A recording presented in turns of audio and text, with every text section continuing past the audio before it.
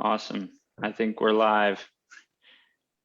All right. Well, today we are talking about fundraising and advocacy, especially advocacy within fundraising. So this is ACTS, the Shred Talk, and we do these once a month where we gather a group of leaders around a specific topic.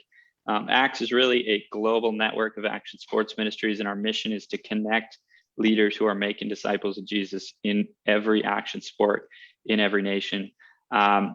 So we'd love everyone, of course, to be a part of this conversation, but basically to help facilitate this, we've asked these representative leaders to be on the call.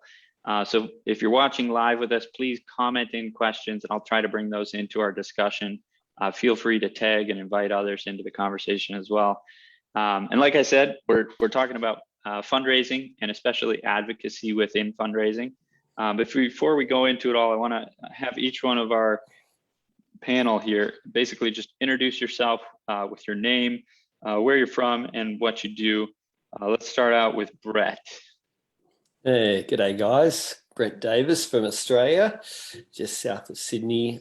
Been involved in pioneering work with Christian surfers. Now in a situation where I mostly consult and mentor leaders in action sports ministries, along with some other local things in my area. But surfing and action sports is a high priority, and advocating for other people. Yeah, awesome. David, you want to jump in? Yeah, David Rowe, also from Australia, from Melbourne. For 25 years, I was involved in Youth for Christ. I was the international leader of Youth for Christ for 10, and in other international leadership roles. I now spend most of my time mentoring and coaching global leaders, and the leaders that I mainly work with are pioneers and change agents. And I also am involved in leading a church movement that's doing a lot of church planning, and they're pioneers as well. Awesome. Thanks for being here. Phil, Phil and then Dean. Hi guys, good to see you. Yep, Phil, Wales originally. Now living in Italy, have been for the past 12 years. 2 days time, I would have been with my woman for 25 years, not married, but boyfriend, girlfriend, 25 years. Got 3 boys, all into action sports to various degrees. Sports Center for a number of years in Switzerland, and in the past a decade more involved in consultancy and facilitating, helping set up events and tours and courses, projects, etc. Long-term vision, build a crazy action sports holiday center in Croatia. Good to be on the call. Good to meet you all. Thanks, Phil. And I'm Dean. I live in Vancouver, Canada on the West Coast. And my history is in skateboarding, organizationally and personally. I helped organize and start an organization within an organization called Skate Life, and it's been a group that works regularly to work with skateboarders from within the skate scene across Canada and also beyond. So we've worked in the past with a number of different groups that are fledgling, that are really excited to start up but don't really know how. It's a new thing for them in their country or their city, their region, and we've been blessed to be able to help see a lot of groups grow and start up, not only in communities beside us in our country, but also around the world, including Latin America, Europe, Asia. And I also work on organizing a skateboarding summit that happens around the world every 3 years. It's called the Skate Community Summit, and it's a chance for leaders of leaders in the skate organizations in the skate world to come together and talk about how we can help skateboarding flourish internationally. So a bit of my background. Got a lovely wife and 2 teenage boys, so it's great. Get to go skating with them regularly, and that's awesome. Well, my boy, great. Not my wife. She's not a skater. There's still time to change that, right? No, time has passed. It's okay. All right. Well, hey, thank you for joining us today, being able to give up some of your time to talk about this important topic of fundraising and advocacy. As we all know, it's super vital to raise resources for your ministry, and I'm sure everyone who is involved here and watching have faced the fear of asking for money, asking people to give their hard-earned money and support to you and the ministry that you're doing. And personally, I've found a bit of that fear kind of goes away when I'm asking on behalf of someone else. And that's really where that advocacy starts to come in. So it becomes about raising resources for others. This is really what the ACTS network is very much about. It's about connecting with others. It's about encouraging others and even advocating for each other's ministry, because really God's kingdom would be really quite limited if all we ever did was just think about ourselves and raise funds for ourselves. And so to set the stage a little bit, I want to dive into this question of what is advocacy and how does it relate specifically to fundraising? I'll throw that out for you. What is advocacy and how does it specifically relate to fundraising?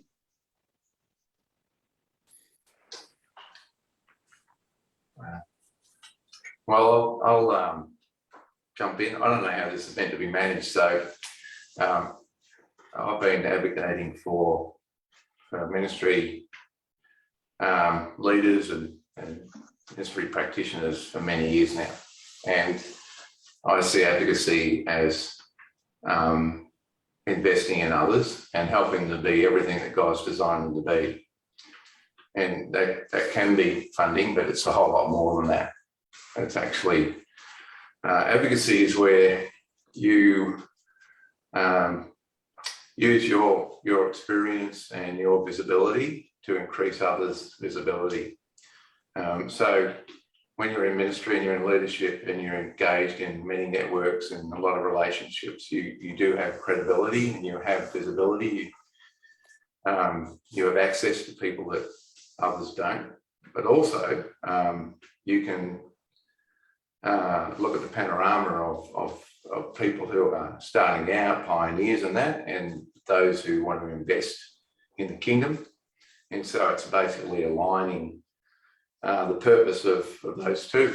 And so it's not going out and asking somebody for money, it's going out and saying, well, what does this person want to do? They want to invest in the kingdom in this way. And so you go and find others that match that investment, and it's alignment of purpose. And it's elevating the visibility of those who can't do that themselves, leveraging the relationships that you have and the credibility you have. So you're lending your credibility to somebody else so that they can thrive in ministry and be everything that God has designed them to be.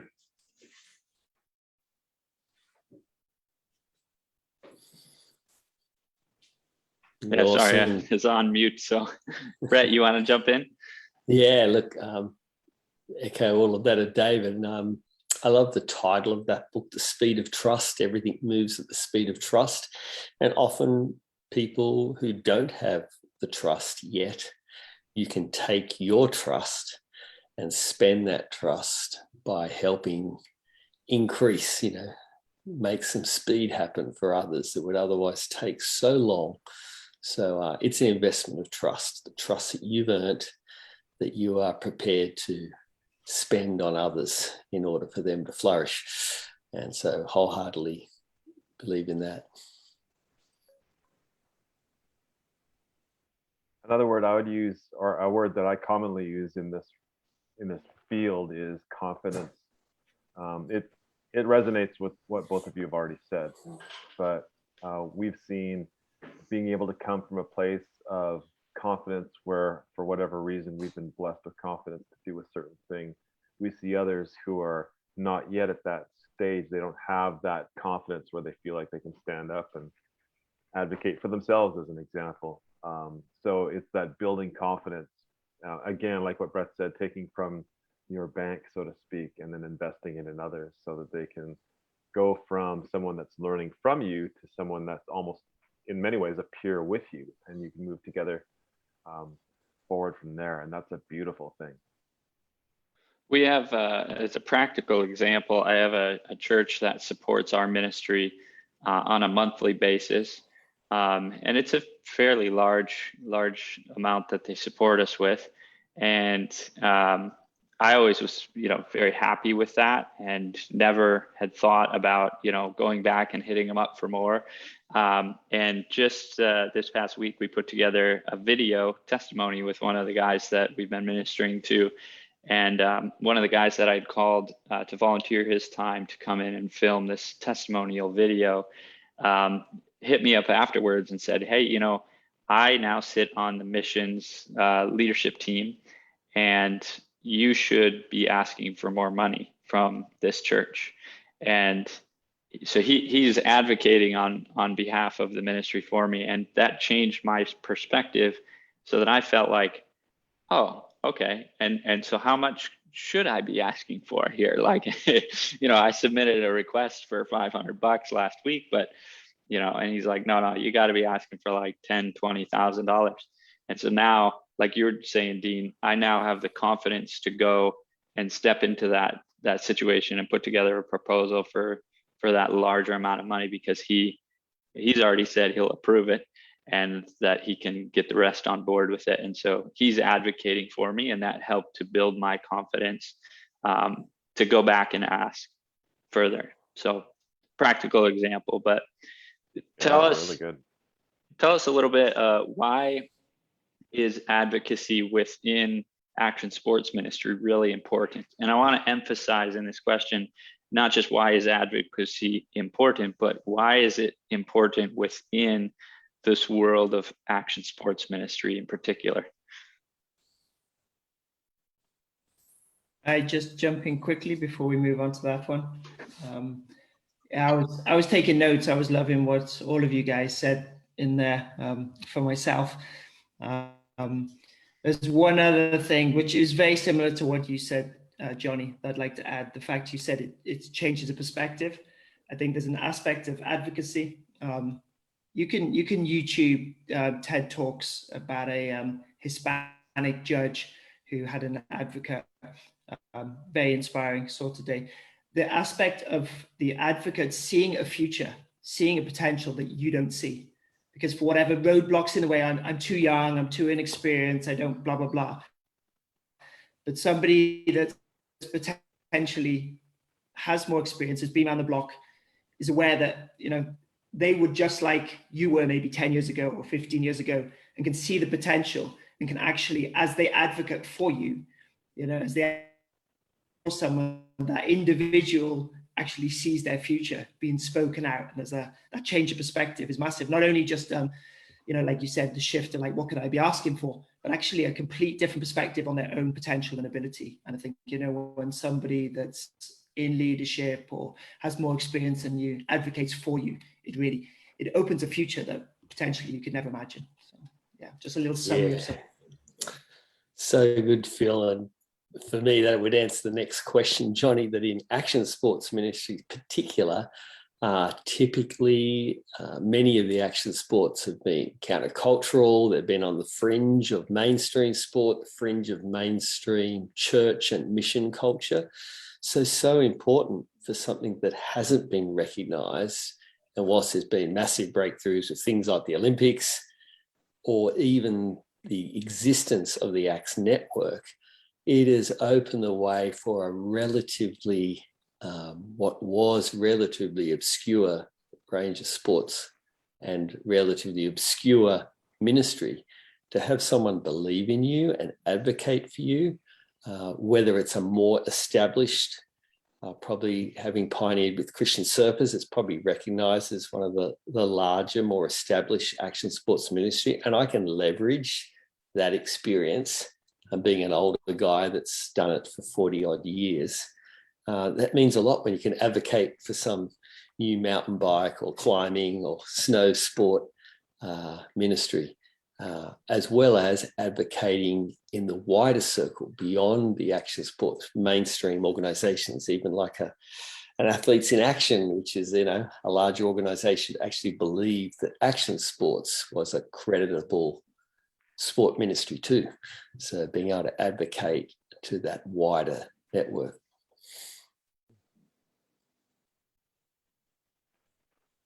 I've seen in my experience good motivation and bad motivation to advocate for up and coming, like Brett, what you said, fringe sports.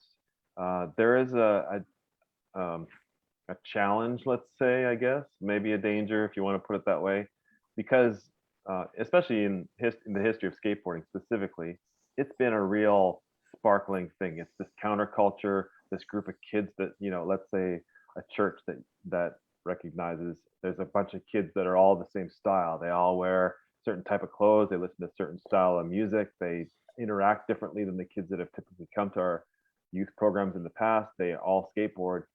There's a tendency to want to reach that group, but often what will happen in a negative sense is that groups becomes targeted so that people can use that vehicle as a carrot to get their thing done in some cases. And in some cases, the action sport then becomes a victim rather than a group that becomes an advocate recipient, where an organization, a business sees that rock climbing, surfing, oh, if we promote that in our business as a model, then we'll be able to use that, leverage that to be able to, boost our brand, boost our product, or grow our ministry. And sometimes I've seen in the past where people think that they're reaching out to that culture, but they're actually promoting their brand by using that group for their own purposes. So, and then there's the thing that says, well, actually, no, we're reaching out. We're helping. We gave them this much money, or we got this program going. True. However, there's a prominent skater, I think that Teen, that kind of went through that, right? A little bit of that. Yeah, exactly. And I invited him to one of our skate camps once, and I learned very quickly about that attitude. And that's a great conversation we had, actually. And we worked through it, and it was really healthy. But yeah, it's not easy. Yeah. Any other reasons of why advocacy within action sports is so important, specifically within action sports ministry? Well, I think it's already been mentioned in various ways that advocacy is a way of validating somebody who usually are outliers. Seems like all of us work in that area with helping people who pioneers who aren't recognised yet, who really haven't a lot of confidence sometimes about what they're doing, or what they've got a sense of calling.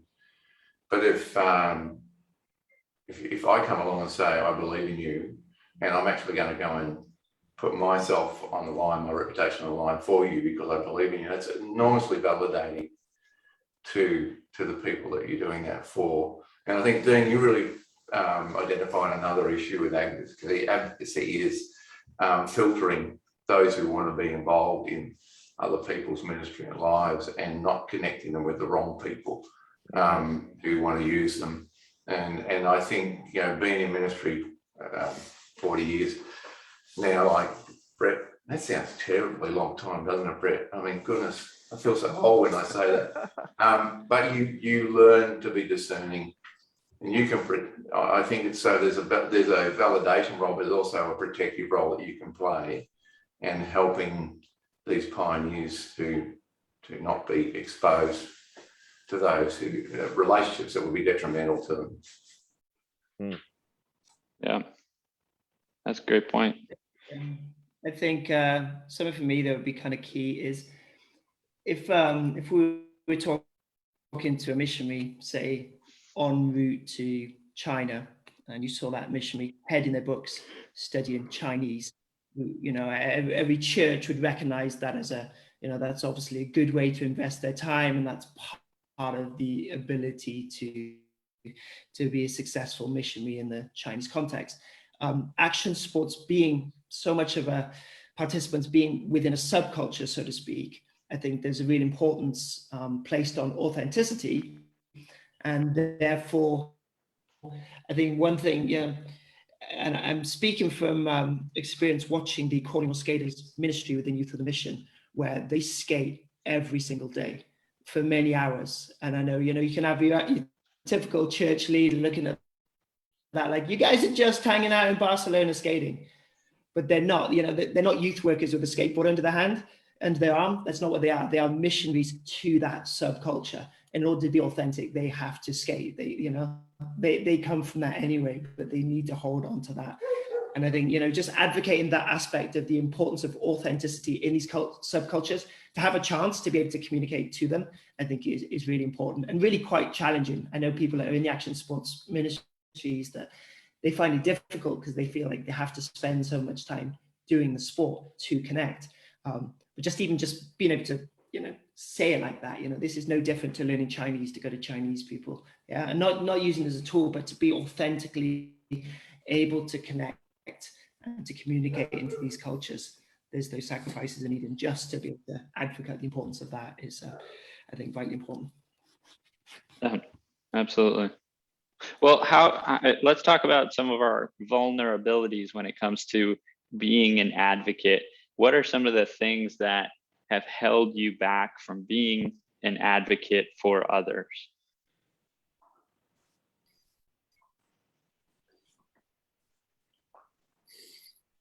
Well, there's certainly potential for abuse, to be honest. Yeah. I've had people that have wanted me to leverage even for finances, but their motivations on the other end have not always been good as well. Had a situation in a Latin American country where the word was passed around that this rich guy from Australia was coming, and if we work together, we'll make a lot of money out of this, assuming that my advocacy for fundraising would be exploited. And my other one, I think, is just the risk. You put your trust on the line for someone else, often a pioneer, and what if it goes wrong, and what does that mean for your reputation? And sometimes that would hold me back as I'm risking my reputation as well. Those are a couple of things. Yeah. What else? I said earlier before we were sort of recording, I'm going to be borrowing a lot from the current director of Skate Life, Jason Dewick. He has a great talent in advocacy, personally and organizationally. But I met with him for an hour preparing for this, and he just said, as an advocate, basically, how much are you willing to lose? And how much are you willing to lose consistently? And he really tied that in a unique way, in that he said, you've got to know how much you're able to lose. You got to know where your limit is, but you got to feel comfortable with running that slow race, because you're helping somebody else develop and you're already there. So of course you're chipping out of your resources. Are you willing to do that on a regular, weekly, monthly, yearly, even past a decade, to be able to truly see that other person or that group flourish? Or are you in it for a quick gain? Toss in a bit of time, bit of energy, bit of money, and then expect to see some results, right?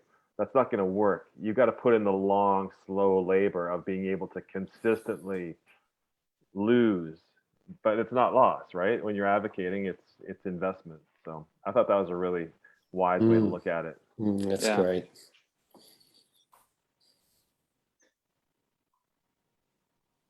I think probably one way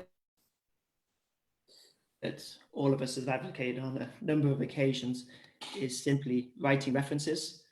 Seems like the older I get, the more often I get asked to write a reference. I think in a world where bad news seems to travel fast, I'm not too worried about sharing the good things I know about the person I'm asked to give a reference for.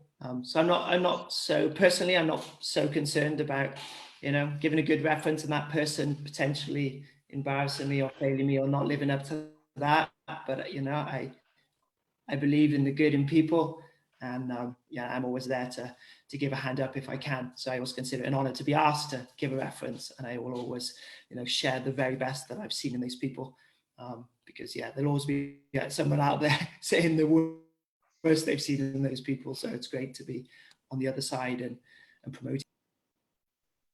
So I guess in summary, I'm not too worried about the pitfalls. Just enjoy going for it. Yeah, for sure.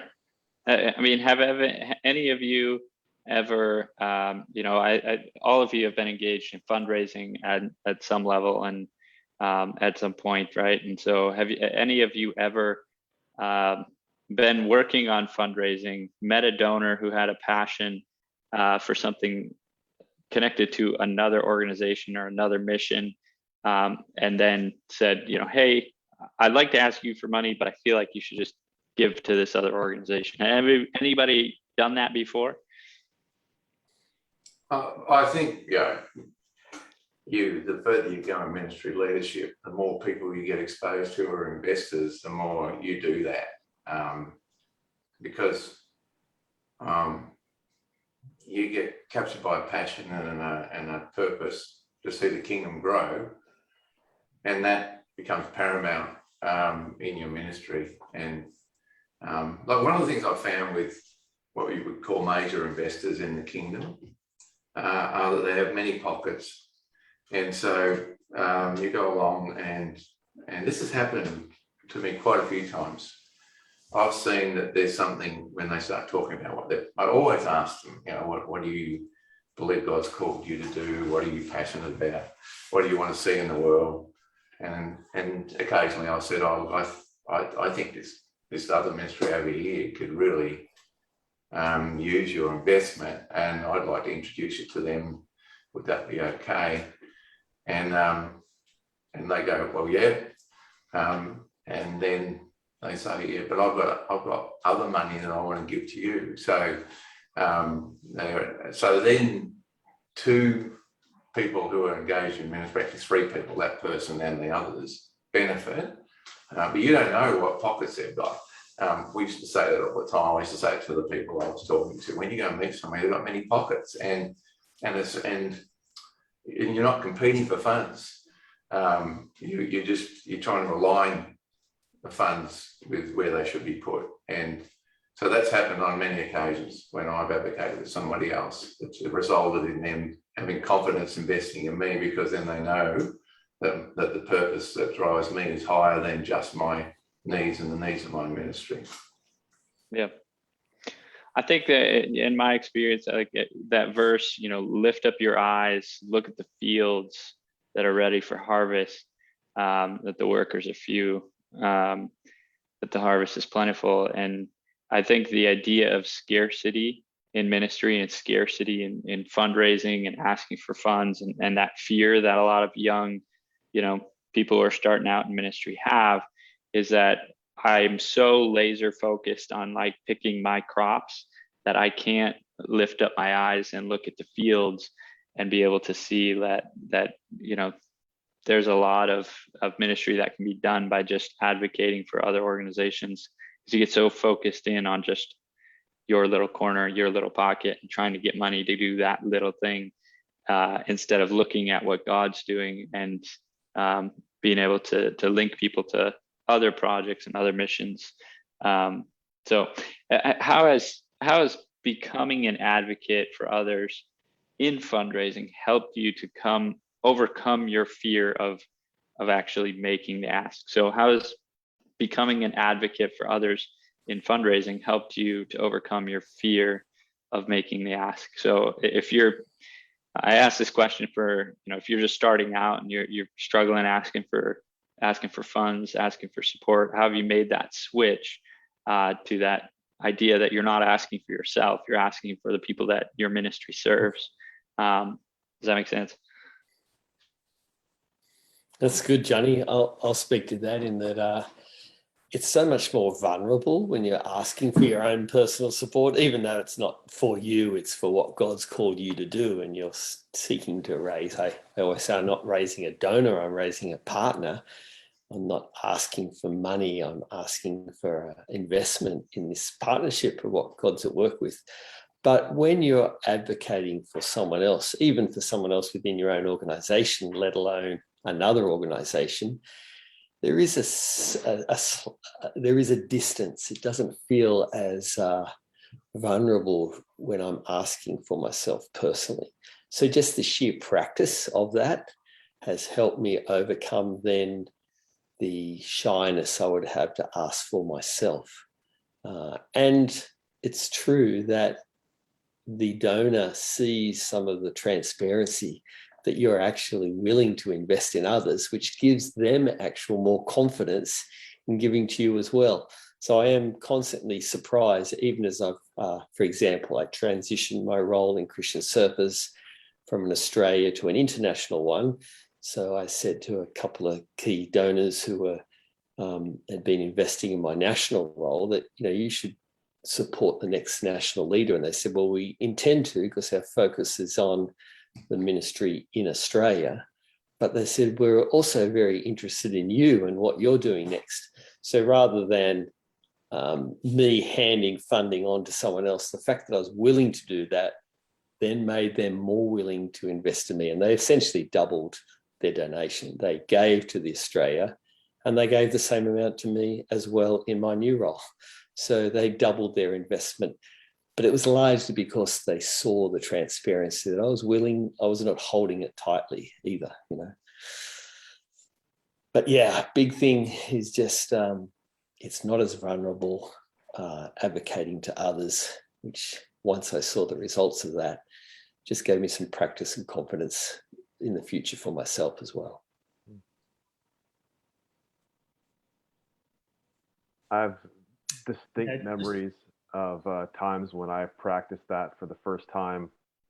And I just remember, like Brett, what you're saying, how vulnerable I was, worried about, oh man, am I going to be taking from the one trough, not recognizing, like what David, what you were saying about having donors having many pockets. I can just remember how freeing that was the first time I asked someone on behalf of someone else. And looking back on it, almost immediately, I realized that I'd grown as a leader from it.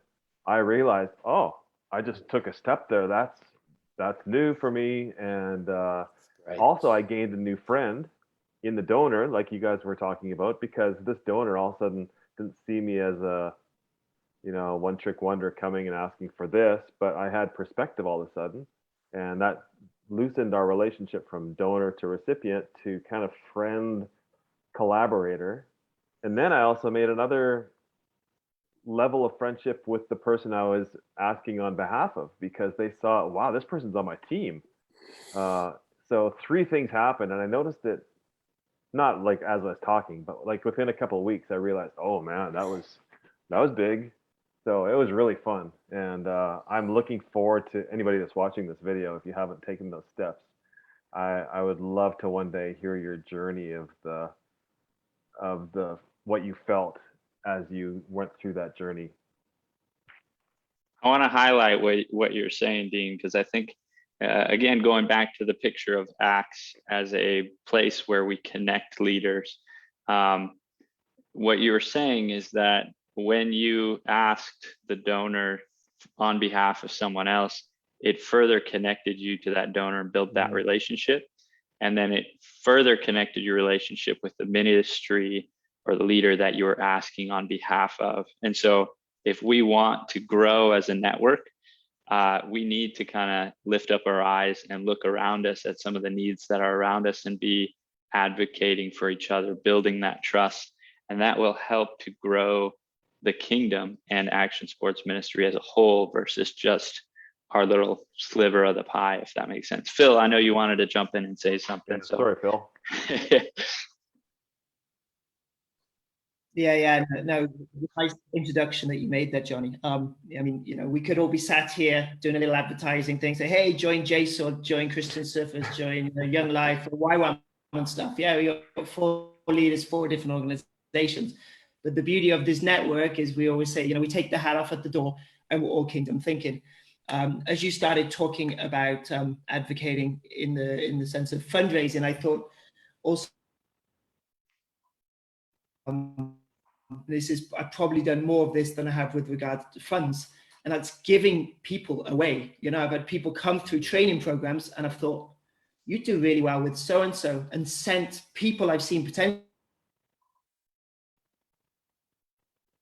I think, you know, a key role as a leader is to observe attentively the people that God brings before you, to look at their passions, their skills, their abilities, their context, and say, hey, I can really imagine you working in this setting. You know, I've just recommended somebody from YWAM to go to Snowboarders for Christ. And, you know, I sent a bunch of our parkour guys to work with the Christian theatre company. And as you do that, I think what you've all mentioned, you know, essentially the kingdom becomes stronger. You know, I know organizations I've sent people to, there's this close bond because they're thankful that, you know, we sent them and now they're working together, they're thriving, they're doing projects. They know the people I sent them way better than I do now, they're co-workers, but the bond is really special because they're like, you generously pass that person over to me. And of course, the person you sent, they see you as a friend because they know you weren't worried about your own ministry primarily. We're thinking about the individual's ministry and where they will best fulfill their calling. But of course, in all of that, you know, the strength is built amongst the kingdom. And so, you know, that's the great thing. There's a real, and like you said at the beginning, but things grow at the speed of trust. And so that trust is built when you're able to generously give of your trust or of your people or of your money, whatever it may be. I know there's a quote out there that says it takes a village to raise a child. And I think of how that applies to discipleship and disciple making, as you were talking about that, Phil. And this is getting a little bit away from fundraising specifically, but as you connect other people to other people, they can then speak into their life, and it helps them to grow, both the donor and the recipient leader or organization. Now they're being developed by more of a village than just one person. But how have you guys specifically incorporated advocacy into your fundraising strategy overall within your organization, and maybe organizations that you've seen that have worked really, really well? How have you incorporated advocacy into your fundraising strategy? Can I just back up 1 second just to get back to Phil? Phil, sorry. I am personally blessed by what you just said, because you and I have a connection with my friend Matt, who came to Skate Life, and it wasn't maybe as direct, but it does work. It's amazing, and I'm living a living blessing. He's a great friend who's been a great worker for Skate Life for years now, and this tie is real, and it actually does work. So, sorry. Yeah, no, good story, good testimony. Well, let me ask it again. So how have you incorporated advocacy into your fundraising strategy within your organization?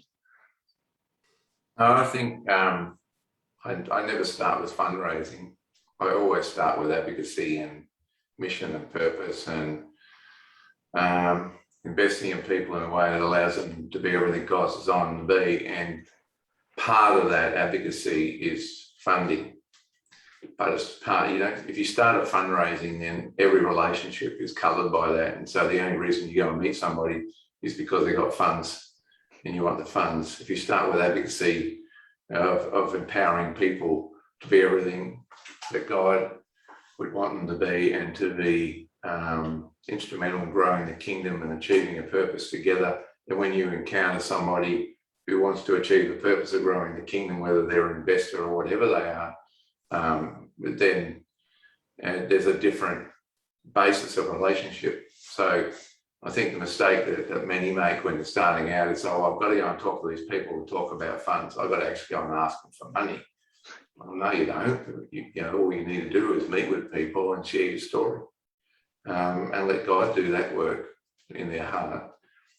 So yeah, it's a bit of an upside down thing, I think, to start with fundraising. Yeah.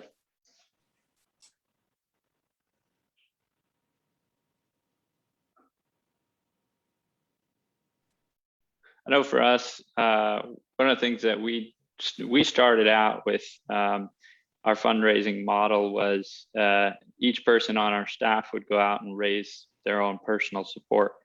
And there's nothing wrong with that model. But it was really difficult. We had a lot of young guys who were kind of coming out of rough situations, but were on fire for Jesus, loved skateboarding and loved sharing Christ with skateboarders, but they were just terrible fundraisers. They didn't have a network. They didn't have the skill set to raise support for themselves. But they could advocate really, really well for the skaters that they were reaching, because that was their heart and their passion. And so when we were sending them out saying, okay, you know, before you come on, you got to raise half your support and whatever, it was really difficult. And now we've shifted our fundraising strategy. So now we're not asking for support for staff. What we're doing is we're asking for support for riders. So it's like you can sponsor a rider. And so you're connecting the donor to the person that's being ministered to. And that's going through our staff are raising support in that way. And so it's shifted the mindset, and it's made it much easier because donors now stick. They don't leave when staff leave. They don't leave when a volunteer leaves. They stick a bit longer because they're giving towards the mission. They're giving towards the rider, and they want to continue to support that rider all the way through. And so that's one way that we've incorporated it, is just kind of switching the mentality for our guys who are out there doing fundraising, that you're not raising for you, but you're raising for the people that you're serving, and changing up the vocabulary for the donor to understand that, and for the young guy who I'm sending out to make asks, and to build relationships with new donors. That little change helps them to be able to feel more confident. I'll give an example, Johnny. Christian Surfers has local, national, regional, and international layers. And so how do you advocate even within your own organization when there's all those multiple layers? And so there's been a lot of work, and we've gleaned a lot from Youth for Christ, to be honest, David. People have many pockets. Some people just love local stuff. Some people love international stuff. So to actually embrace that as part of your philosophy, and then to encourage within even your own organization. You obviously have, some countries have a lot of resources, some countries have very few resources.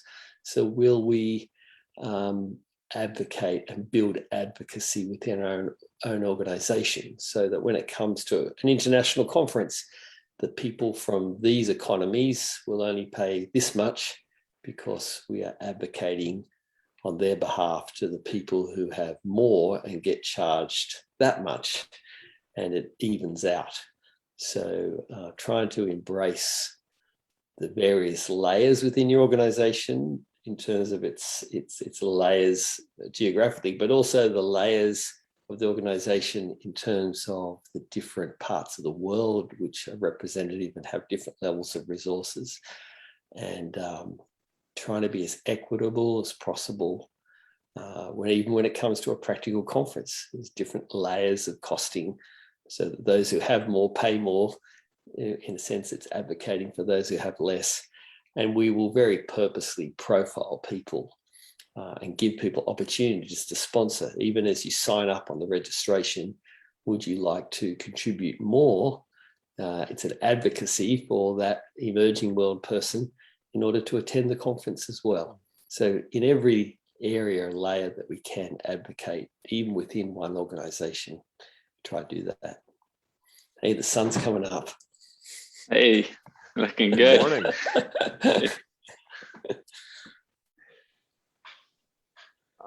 I'd like to encourage, based on my experience, I'd like to encourage people watching this that find themselves in a larger organization, whether it's a large church, a large nonprofit, a large organization of any kind, really, where traditionally your organization is relatively insular in that its mandate is to do its work, and it doesn't necessarily see outside of the bounds in this kind of a context that we have in Acts. There are many organizations like that, and to trying to advocate for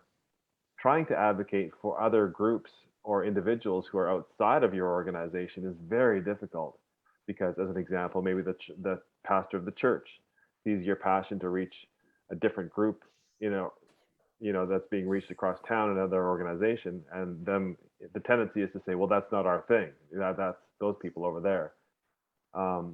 Organizationally, that happens all the time as well. Yeah, that's a great thing, but it's already covered. That's not what we do. But I would encourage you to find ways that you can, this might be a bit controversial, but find ways that you can work in that organization to be able to build that culture up maybe a half step within the existing structure of your organization. I've been a recipient of other organizations doing that on my behalf, even with me working in our organization. Another organization took note of me and said, hey, we want to help Dean in his organization as he does what we do. They just gave so that I could do it. And I've been able to reciprocate that and do that for others in other organizations. It was difficult, and I was a senior leader of the organization, so it was easier for me to pull my strings than some other people. But I really feel that's an important kingdom culture that some organizations tend to miss the blessing of. And our ability to foster environments, tell great stories about successes that can happen from that, and practice that with finances, with time, to be able to step across the fence and do things on other people's terms is so healthy. But the accountants, the insurance, all that stuff that gets in the way really fast. So I don't know how that can happen in individual circumstances, but what a great practice. I read some research, I think, about that some big companies like Apple and Google and stuff like that actually set aside, half the day on Friday for their employees to work on projects outside of their normal work, and how that has boosted the productivity among those employees, because they can do something outside of their typical 9 to 5 focus. Yeah. But how it's actually boosted their productivity within their 9 to 5 focus, if that makes sense. So being able to step outside that, advocate for others, it increases productivity amongst people too. So that's cool. Well, what are some of the resources that have helped you? Yeah, I think, oh, Phil, you got something. Yeah, just real quick, just all of us having a confidence in God as a provider just enables all this to work better. If I'm always stressed and worried about having enough finances to cover myself, my family, my ministry, and not really resting and trusting God's going to do it, then each opportunity that comes before me, I think potentially is in a selfish grab, as opposed to, okay, what's the best, for the kingdom in this particular situation? Where will this money be best spent? It might not be on me right now. Another organization needs the money way more than me, so I'm just going to pass it on there or whatever. But just generally fostering that sense of, actually, we're dependent on God. He's going to take care. And it's just really helpful in all of this. And, Go ahead. No, that's good. That's good. I was going to say, what are some of the resources that have helped you with fundraising and advocating for the people you serve, or ministries that you're partnered with, et cetera? And I think God is a really good resource. So thanks for answering that, Phil. Of course. But what are some of those? What are some of those resources, whether it's a book or classes that you've taken, podcasts, trainings that you've gone through? What are some of the resources that have helped you with fundraising and advocacy? Straight away, Johnny, I just think of personal example of people that I've seen and experienced. The ACTS network is an expression of a wider network of the global sports movement.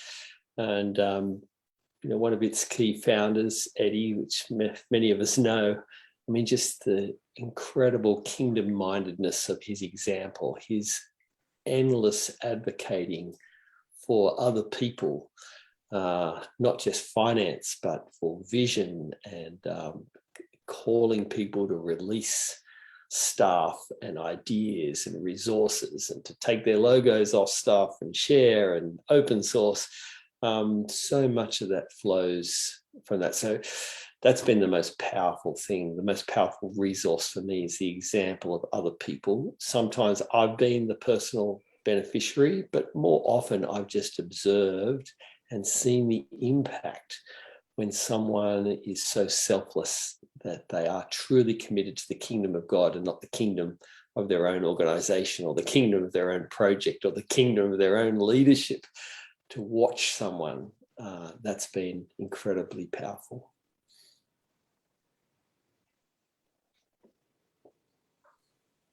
Yeah, that's good. That's a really quick point. It came from a number of books and a number of courses. I don't even remember the names, but the thing that I took from them was just never talk about my funders as funders, but always call them partners. You know, essentially, we're totally in it together. We both, you know, with all of my, let's call them funders for a moment, their vision is to reach these young people and share the good news with the young people.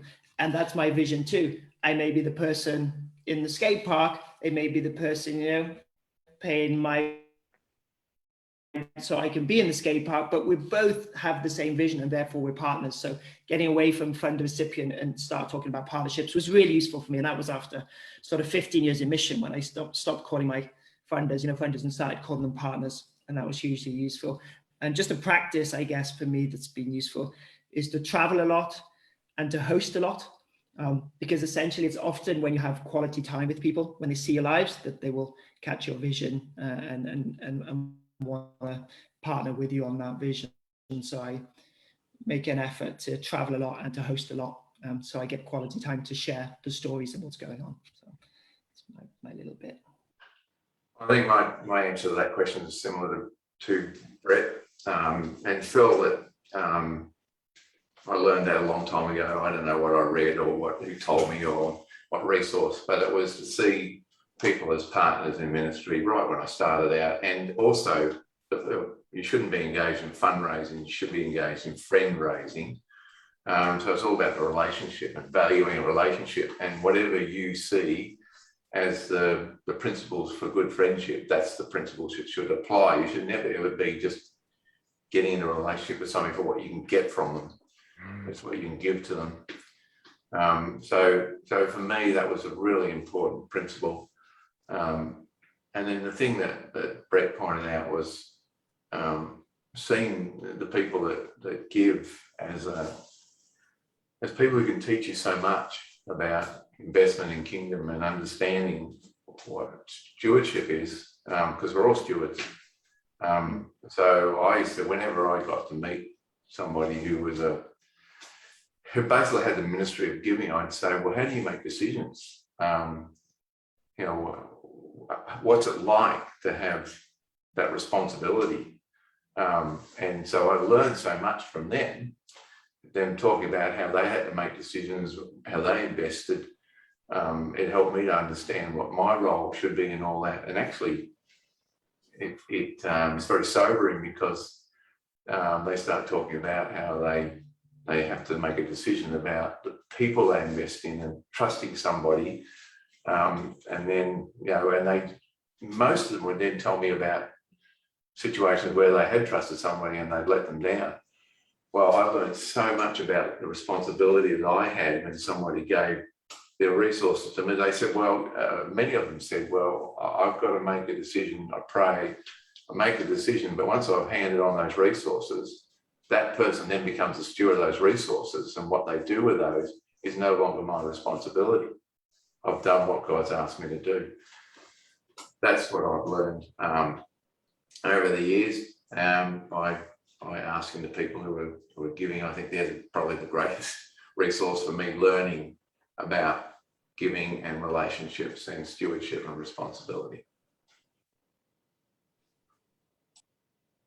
Yeah, that's good. So you got to ask the people out there who have the vision, who have the needs, ask the people who have the resources to give, learn from them, learn from people. And I think that's truthfully what the ACTS network is really all about, is just being able to connect with other leaders. I want to encourage all of you to, you know, if you're watching this on that Facebook Live right now, in that group, just click on somebody and friend them. shoot them a message, say, hey, tell me what you're about, what you're passionate about. You can use this as an excuse to do that. But meet some other people, ask them what they're about, and just see if you can learn something and kind of lift up your eyes to the fields that are ripe for harvest, and see all the opportunities that are out there, and see if we can make some connections. I want to end out with a challenge for our Shred Talk today. And my challenge is to ask one of your partners in ministry to support another action sports ministry. So I want to see some funds redirected, and let's just take that as a challenge to do that here within the next week, and see what happens through that, see how God works through that. So that's my challenge, is ask a donor, ask a partner to support another action sports ministry. That's all we got for today's Shred Talk. Thank you to all of our partners who are able to join us here and participate, and for all of you who are watching online. Next month, we are going to be hosting a Shred Talk. We're going to be talking about spaces and the environment that we work in. So facilities, public trails, and stewardship, like we were talking a little bit about today. So be sure to tune in, and I will see you all next month. Okay, thanks, Johnny. Thanks, everyone.